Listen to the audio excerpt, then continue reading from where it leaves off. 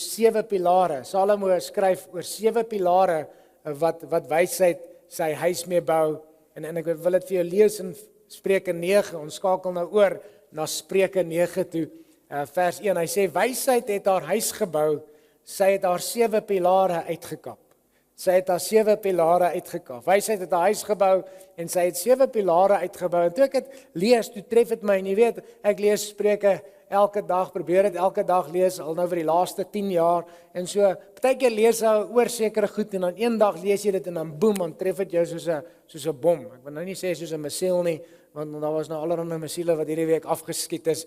Maar ewe skielik tref daai skrif jou en iets gaan vir jou op die ligte gaan aan. En toe ek hierdie lees, wysheid bou haar huis en sy vestig dit, of sy kap dit uit op 7 pilare. Toe besef ek dat hier's pilare wat Salomo vir ons in hierdie hoofstukke wil gee, hoofstuk 8 en hoofstuk 9, pilare van wysheid, 7 van hulle, waarop ons ook ons lewens kan bou. En ons gaan so 'n bietjie daaraan kyk, maar voordat ek daaraan spring, jy weet, pilare van ouds is gebruik gewees, natuurlik om strukturele ondersteuning en integriteit aan 'n gebou te gee.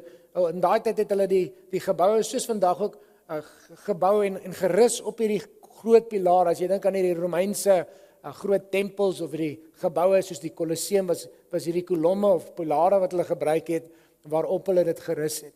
Natuurlik was 'n deel van hierdie pilaar nie net om sterk te wees nie, maar ook om mooi te wees. Dit was pragtige kunswerke gewees. Dit was uitgekerf. Dit was iets wat asemrowend mooi was. En dit het ook gespreek van die majesteit van 'n koning. As hy nou hierdie massiewe hoë pilaar het, vandag hou ons daarvan om ons huise te bou en ekstra hoogte op ons ceiling te sit. So 'n plafon is nie meer 2.4 meter nie. Hulle maak hom nou hoog 2.8 of self 3.4 meter, want hoe hoër jou vertrek is, hoe meer gee jy daardie gevoel van grootsheid. En daarom het hulle in die ou dae, wanneer hulle hierdie pilare gebou het, soos hulle selfs vandag nog doen, het hulle hierdie geweldige hoë pilare gehad om 'n indrukwekkende indruk te skep van die majesteit van hierdie pilaar. Nou, God wil hê ons moet hierdie 7 pilare in ons lewens bou. En ek onthou as 'n seun, ons het groot geword in Bloemfontein, en ek onthou ons het baie keer 'n koorfees gehad in die Bloemfontein se stadsaal. En ek gaan nou vir jou 'n foto wys van daardie stadsaal, want dit betrek ook een van my ander punte vanoggend. Maar daardie stadsaal het 8 pilare gehad voor by die ingang, hierdie massiewe pilare. Ek onthou as 'n graad 1, 2 seentjie, die eerste keer wat ons daar gaan koor sing het ek so langs daai pilare gaan staan en so opgekyk hier. En dit was net vir my die mees majestueuse ding wat ek in my lewe gesien het. Ek gedink, wow, het iemand actually hierdie ding gebou? Ek wonder hoe hulle dit gemaak.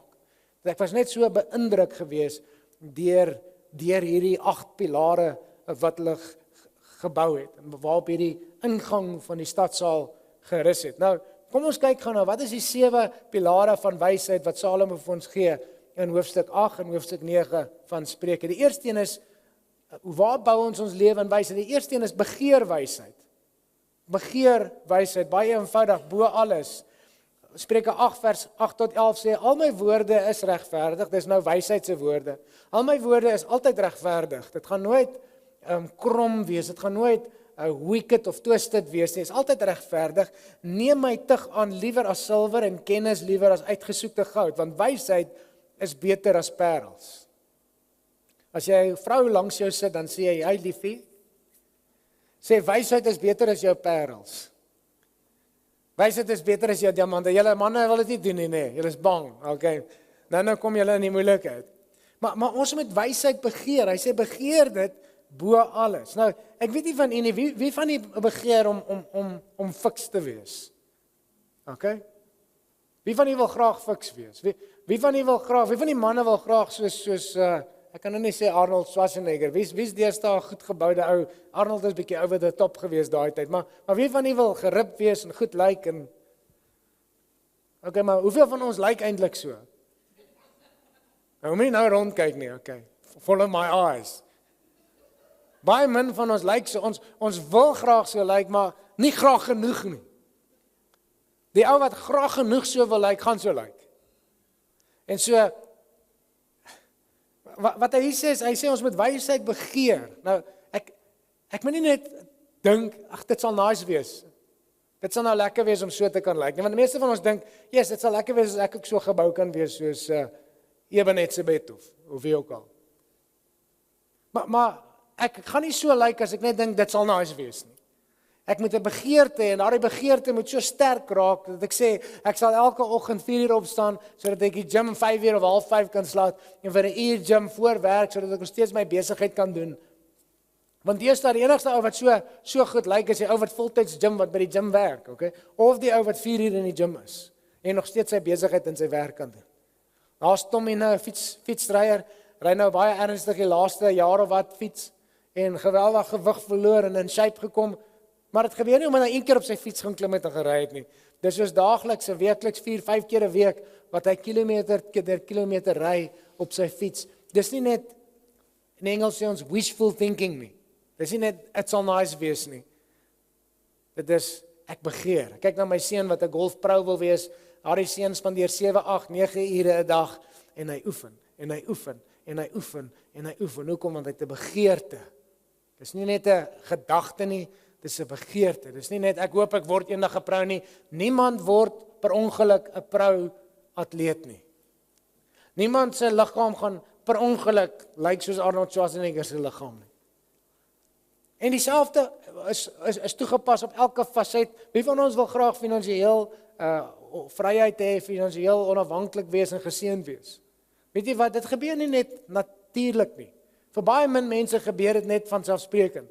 Ek moet sê, Here, ek begeer om in U weë te wandel, om U wysheid toe te pas in my finansies en die besluite wat ek tot vandag geneem het oor my finansies het my gebring by die plek waar ek vandag is, goed of sleg, maar die besluite wat ek geneem het my hier gebring. En daardie besluite was gebaseer op die wysheid wat ek tot vandag toe nog gehad het rondom finansies. So as ek 'n ander resultaat soek, dan moet ek ander besluite maak en om ander besluite te maak, moet ek ander wysheid toepas.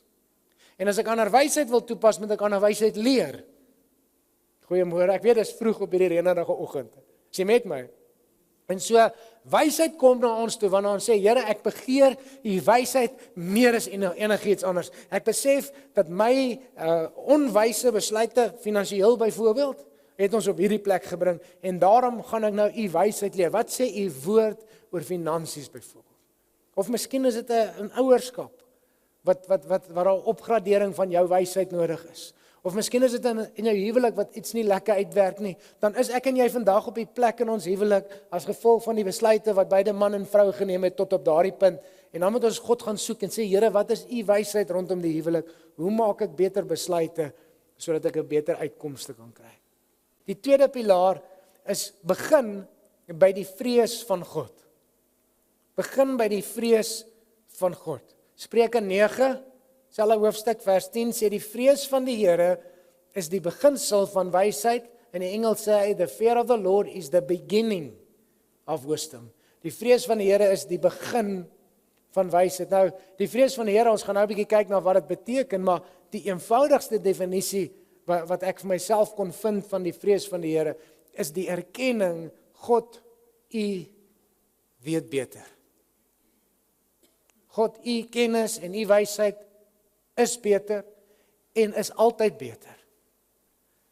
As dit kom by my huwelik, dan is daar sekere opinies wat ek het of wat Katinka kan hê van hoe dit moet werk, maar God, U opinie gaan altyd beter vir ons wees. As dit kom by hoe ek my finansies bestuur, God, U opinie, ek het prioriteite, ek wil graag dit doen, ek wil graag 'n nuwe kar koop of ek wil graag 'n nuwe dat maar God, U opinie gaan altyd op die langtermyn beter wees vir ons. As dit kom by kinders grootmaak, as dit kom met my beroep, my besigheid, elke faset van my lewe, my gesondheid, God, U weet altyd beter.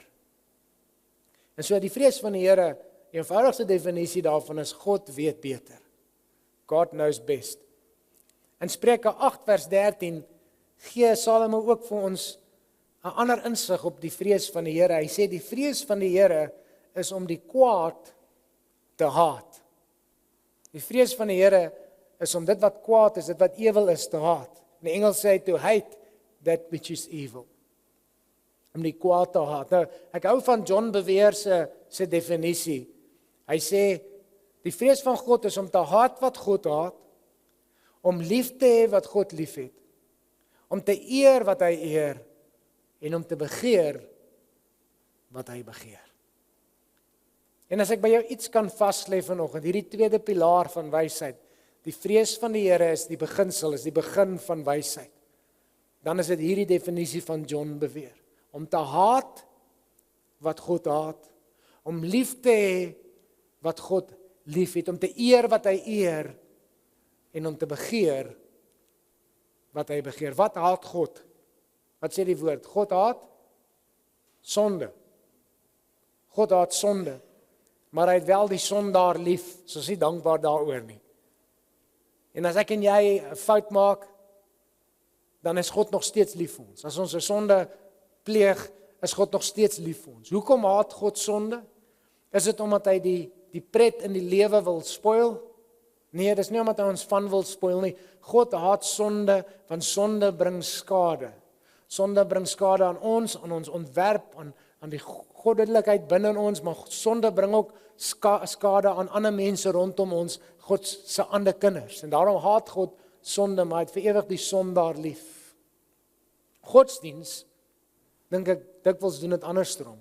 Dit voel partykeer of godsdiens mense haat, maar sonde lief het. En Jesus was nogal uitgesproke teen die godsdienstige leiers van sy tyd, die Fariseërs, en het gesê, julle is wit gepleisterde grafte. Aan die buitekant lyk julle skoon, maar binne is julle vol vrot bene, dooie bene.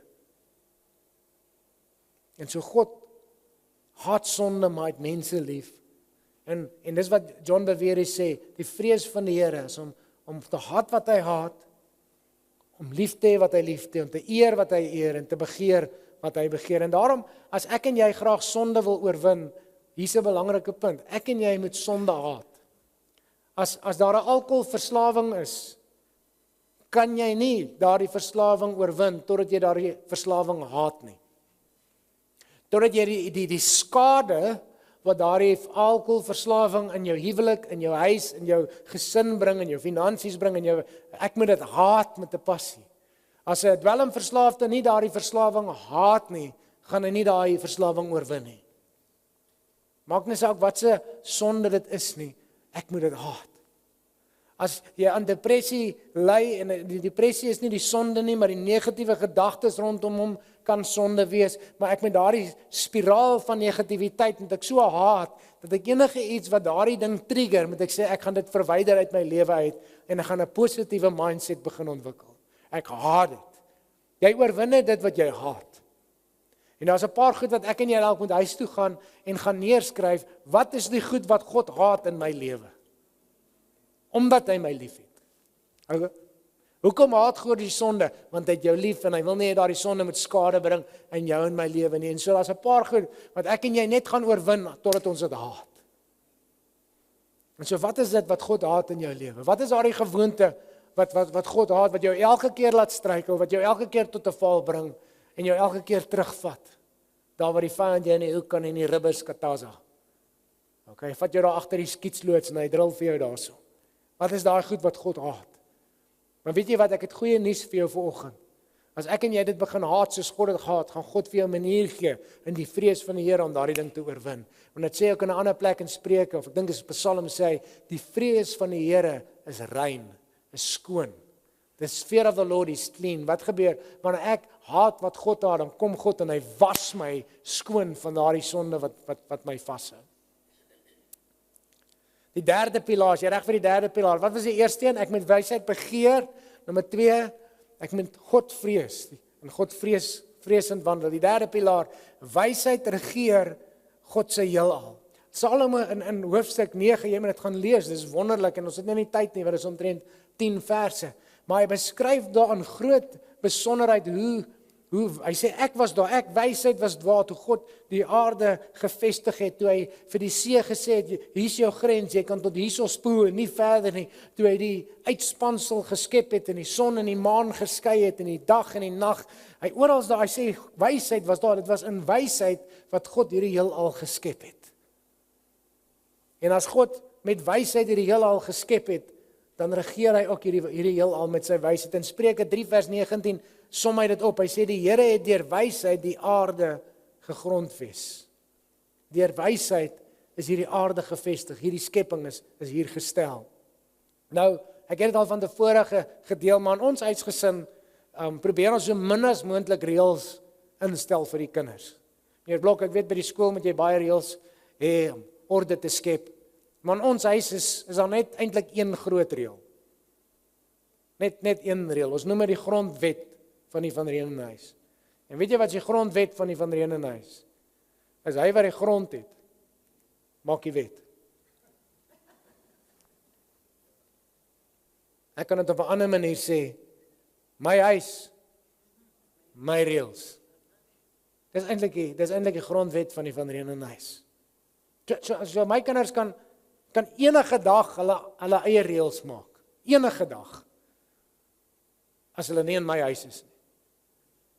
As hulle eie huis het, kan hulle enige dag hulle reëls maak. Maar in my huis behoort al die selfone aan my. Dis die goue reël. Hy wat die goud het, maak die reëls. Nou, ons woon, in wie se heelal woon ons? In sy heelal. Wie het dit geskep? Hy het dit geskep. Okay, ons is inwoners van sy heelal. So sy heelal, sy reëls. Die aarde behoort aan die Here, Psalm 24, en die volheid daarvan, wie se grond is dit? Wie maak die grondwet? Hy maak die grondwet. En so, wysheid regeer God se heelal. En ek en jy kan kies om God se wysheid te ignoreer of ignoreer, soos party mense sê. Maar God se wysheid gaan my nie ignoreer nie. Of ignoreer nie. En ek het dit al voorgestel, maar ek dink ek moet dit net weer doen. Ek en jy kan kies, byvoorbeeld, daar's 'n wet in God se heelal, en dit is 'n baie praktiese wet, wetenskaplike wet, die wet van swaartekrag. Ek en jy kan sê, nee, ons glo nie in swaartekrag nie. Ons is nie meer onder die wet nie, ons is onder genade. En ons kan in tale bid, en ons kan baie geestelik wees, en 3 koortjies sing, en sê, okay, ek gaan nou die wet van swaartekrag ignoreer, want ons is nou super geestelik. En dan spring ek van 'n 10 verdieping gebou af, wat gaan gebeur? Gaan die wet van swaartekrag my ignoreer? Nee, ek gaan hom ontmoet met 'n bang, is dit reg? En dis hoekom baie mense, baie keer Christene en hoogs geestelike Christene, hulle koppe stamp of goed in hulle lewe crash, want hulle ignoreer die wette van wysheid wat God in sy heelal daar gestel het. Sy heelal, sy wette. En ek kan kies om sy wysheid te ignoreer en te volgens my eie weë te lewe, maar dan gaan my kop stamp. Hy sê, wees nie wys in jou eie oë nie. Do not be wise in your own eyes. Maar maak al jou weë aan die Here bekend. Sê, Here, ek soek u wysheid en ek soek u weë. Hoe het u hierdie heelal aan mekaar gesit? En ja, daar is 'n manier om die wet van swaartekrag te oorkom as jy die wet van aerodynamika toepas. En die ouens wat kan vlieg, sal ons vinnig daarvan kan leer, Elwie en Pieter daar agter, wat helikopters of vliegtuie gevlieg het. Die oomblik as jy sekere ander beginsels toepas, dan kan jy hierdie, as jy lift en thrust kan skep, dan kan jy hierdie wet van swaartekrag oorwin vir 'n tydelike oomblik kan jy daai wet suspend, maar die oomblik wanneer daai propeller nie meer draai nie, wat gebeur? Dan werk swaartekrag weer. Want is 'n wet wat in God se heelal regeer, en so is elke wet van sy wysheid. En daarom is dit vir my so, ek begeer om my Vader se wysheid te leer, om sy weë te leer, want ek weet net, as ek sy wysheid toepas, as ek dit eer, dan gaan sy heelal my eer. Wanneer ek God se wysheid toepas, dan gaan ek geseënd wees. Dan gaan my huwelik geseënd wees, my gesin, my finansies, my besigheidsbelange, alles wat ek doen gaan geseënd wees, want ek eer sy beginsels. So nommer 4, die 4de pilaar is wysheid regeer sy heelal. Die 5de een is, ons moet wysheid prioritiseer. Hy sê in vers 17 van Spreuke 8, ek het die lief wat my lief het. Dis nou wysheid wat praat hier so. Wysheid sê, ek het lief die wat my lief het, en die wat my soek sal my vind. En ek het al reeds bietjie daaroor gepraat, so ons kry nie net wysheid per ongeluk nie, ons kry wysheid deur dit te soek. En daarom wil ek jou aanmoedig, as jy nog nie ingeval het daarby om elke dag 'n spreek te lees nie, dink daaroor, oorweeg dit, begin wysheid soek. Sê ek gaan elke dag 'n stukkie lees, ietsie kry, al kry jy net een versie uit daai spreek wat jy kan huis toe vat, wat jy kan toepas. Doen dit. Want weet jy wat? Wysheid sê, as jy wysheid soek, sal jy dit vind. Die 6de pilaar is hoor dit en pas wysheid toe. Ons moet wysheid hoor en dit toepas. Hy sê in vers 33, hoor wysheid se tug en word wys. Wysheid is nie wysheid as ek dit net hoor en dit vergeet nie. Wysheid word nie deur God vir ons gegee sodat ons slim kan klink nie. Wysheid word nie gegee sodat ons intelligent kan klink nie. Wysheid word gegee deur God sodat ons dit kan toepas en suksesvol kan leef in sy heelal.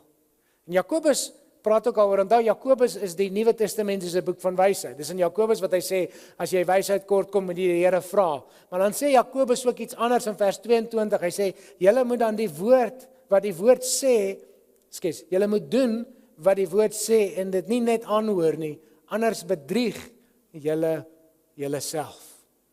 Die Engels sê, you deceive yourself if you hear the wisdom and you don't do it. As ek wysheid hoor, maar ek pas dit nie toe in my lewe nie, dan mislei ek myself. Ek sê altyd, daar's 'n misleiding gaping in my lewe, in elkeen van ons se lewe. En die misleiding gaping is dit wat ek gehoor het, is die gaping tussen dit wat ek gehoor het en dit wat ek gedoen het, dit wat ek toegepas het. En daarom, wysheid werk net wanneer ek dit toepas. Ek kan alles weet oor vlieg, ek kan alles weet oor hoe om die instrumente te gebruik, maar as ek nie daardie helikopter of daardie vliegtuig se engine aansit en die goed in werking stel en daardie wette begin toepas nie, dan gaan ek nie daardie lift kry oor swaartekrag nie. En net soos wysheid, ek moet dit fisies toepas. En dan wil ek vir 'n oomblik net stil staan by die laaste pilaar, die 7de pilaar van wysheid. Wysheid bou, dit breek nie af nie. Wysheid bou, dit breek nie af nie. Weet dit vat wysheid en toepassing en harde werk om enigiets van waarde te bou. Wie van julle het al 'n huis gebou of bietjie aangebou of gerenoveer of 'n huis gekoop wat gebou is?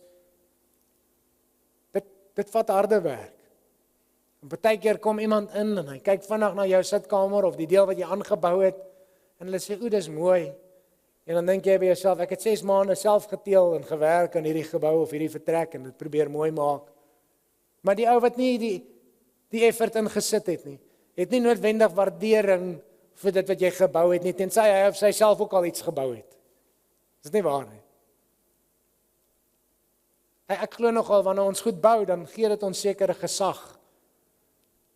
Ek moedig altyd jong manne aan, ek sê, kyk of jy jou eie huis kan koop. Kry vir jou eie huis, probeer 'n plekkie kry, want iets gebeur in ons wanneer ons eie huis besit en begin bou en dit mooi maak en verantwoordelikheid vat, maar dit vat baie effort om iets te bou. Nou, ek het julle vertel van die stadsaal waar ons groot geword het in Bloemfontein en 'n pragtige vakmanskap gewees buite in hierdie steenpilare wat aan die buitekant was. Was die argitektuur net eenvoudig asemrowend gewees. 'n Geweldige waarde in die binnekant was hierdie houtwerke gewees wat eeue oud was. En dit was regtig 'n landmerk in ons kinderdae in Bloemfontein en so 'n paar jaar gelede was daar 'n klomp munisipale werkers wat nie gelukkig was oor hulle lone nie en hulle wou toe hê dat die stadsraad hulle 'n sekere verhoging moes gee en hulle het begin optogte hou rondom die saal, die middaglaat en die vermoede is daar dat een van hulle toe gegaan het en hierdie stadsaal aan die brand gesteek het. Ek wil jou 'n paar foto's wys van daardie saal. If you can put the first picture up, please. Dis hoe hy gelyk het van die kantoor se kant af. Is dit nie 'n pragtige gebou nie? 'n Landmerk. Ek kan die volgende foto vir ons wys. As jy nou daar kyk, dan sien jy die vorige foto wat ons gesien het is daar aan die linkerkant, nes van daai kant af. Hierdie is nou van die voorkant waar jy by die stadsaal self sou ingaan. Daar's die 8 pilare, as jy kan sien daarvoor, in pare van 2, so 4 pare van 2, maar kyk daar die hele gebou het afgebrand. Jy kan na die volgende foto toe gaan.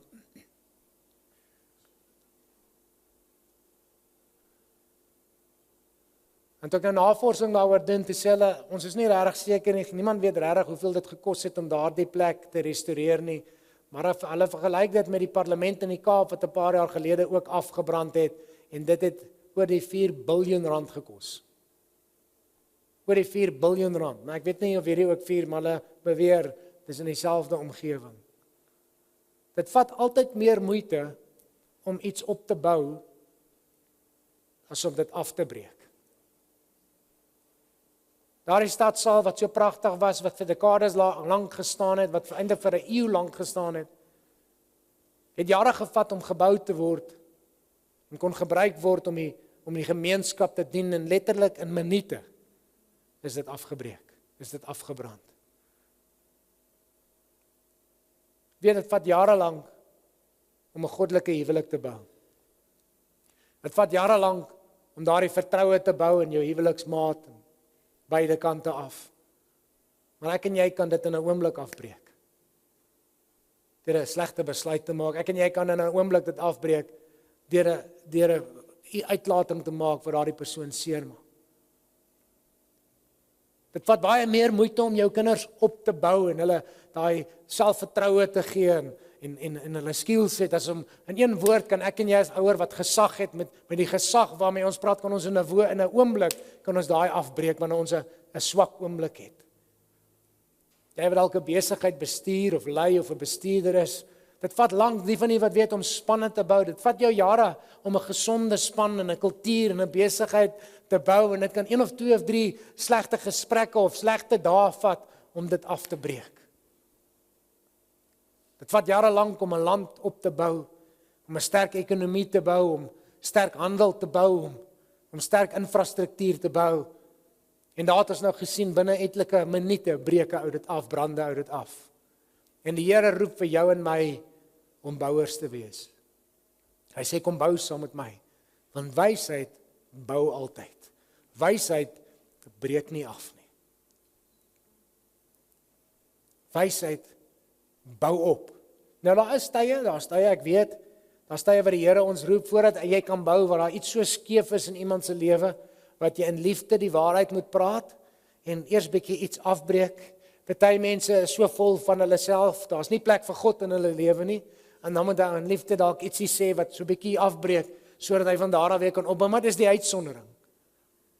As 'n reël wil God hê ek en jy moet bou, so elke gesprek wat ek en jy voer, oor enigiets of enige iemand gaan of opbou, of afbreek.